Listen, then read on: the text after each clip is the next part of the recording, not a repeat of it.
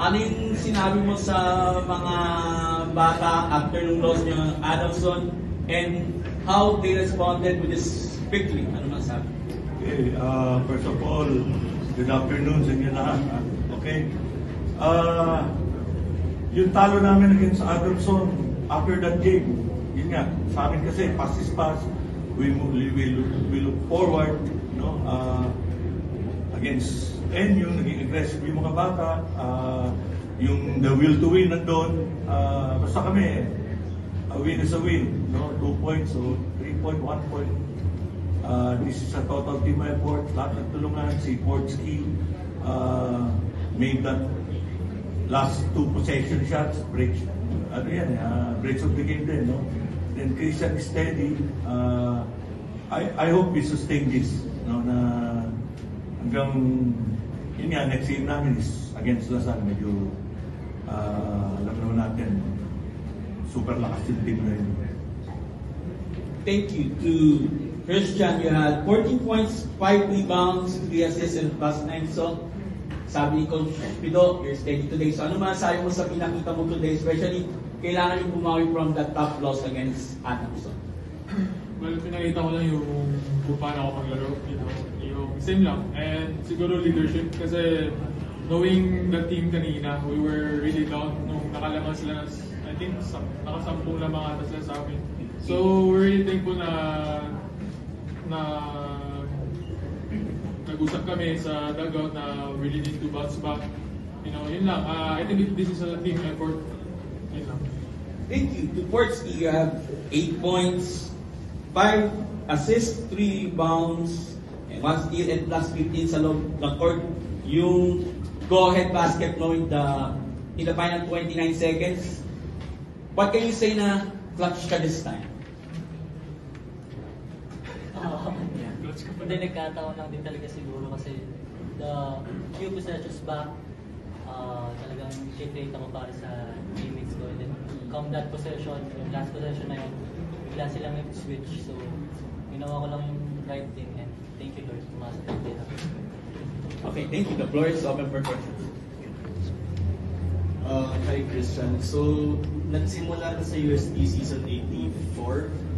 Tapos, ito na ata yung 4th season mo playing. So, anong feeling na you're finally part of a winning team? Tapos, ano yung naramdaman mo yung parang halos puno na yung araneta ng UST fans?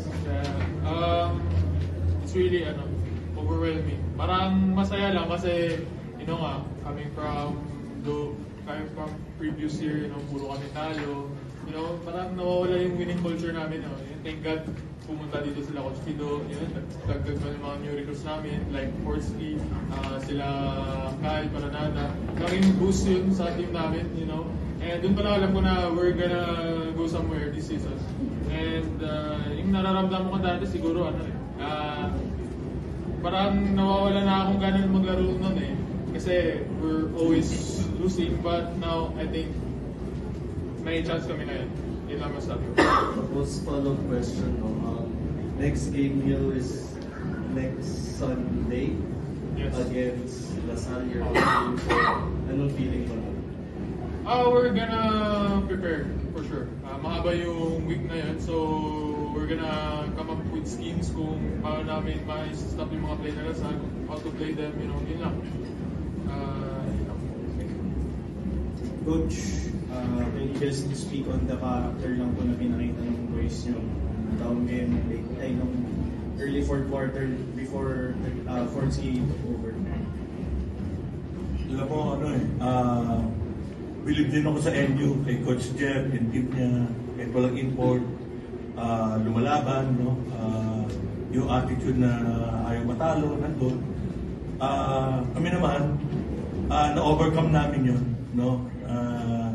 ang inisip namin, we don't take teams for granted, Basta kami, naglaro kami ng ayos, yung mga players nag-response, medyo may mga mali, part of the game yun, kasi tsaka sila, yung mga players gusto nilang manalo, gusto nilang pagbigyan ng panalo, glory ang UST kasi yung UST community nagsusupport sa amin, at least ngayon, ang dami na nanonood. Nung last year ko, parang 4 na tao lang yata niya noon. Kasi yung mga kamag-anak namin, mga 12. At least ngayon, ang dami na. No? Naubos na yung ticket sa IPEA. We're thankful sa UST community, sa UST management, sa Father Recto, kay Father Rodel. No? This is for the UST community. Basta kami, we're going to prepare namin kung saan kami aabutin. No? Basta kami, ang goal namin is sa Final Four makapasok kami. Okay, itong first round, manalo na manalo para dahil second round is going to be a different story. Okay? So, Christian, tanong ko lang namin, yung heading into the fourth quarter, yung NU led as much as 8 points. Ano yung mentality nyo and how did you guys will yourselves back to the game? At panalo yung game sa dulo? We just need to win. We need to prove to ourselves now we can come back from the 8 point lead nila. It's a test of our character, so we showed it. For the team po, after nung takeover po ni Steve Nash Enriquez ng third quarter, paano niyo po siya knockdown defensively? Nagbago kami ng rules. No? We trap him. Tapos, malaking guard ang nilagay namin. And yun, medyo na-stop namin. Tsaka, yung mga guards namin na-challenge din. Buti na lang, nung fourth quarter, hindi na siya masyadong pumatok. Tigsa na lang yun. Follow-up question na lang po.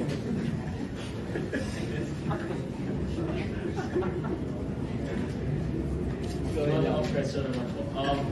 Ayun nga po, maganda po yung nila release. Ano po yung mga improvements na pwede nyo pong dalhin against next week sa Las Vegas? Hindi na ba ako pa rin ba? Yes. Nakasawa ka kami sa akin. Pero pwede na lang kita. Basta kami, prepare kami sa Lasal. Alam niyo naman, yung reigning MVP, Kevin Cambao, no? Tapos, laki nila, mahirap talunin, pero susubukan namin. Ganun lang naman yun. Okay? Ako ulit.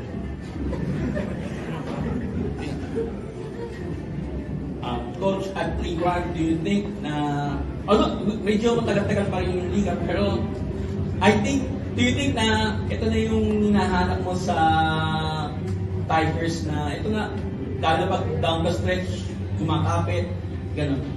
Basta sabi ko sa kanila, we don't give up until the last second. No? Down by 1 or down by 2, gagawa kami ng paraan para manalo. No? Ito na yung character ng team na gusto ko, ito na yung team na binuo namin, no?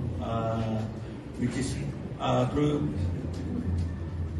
the years maging steady na yung UST program. Congratulations, Coach Pito, Portsky, and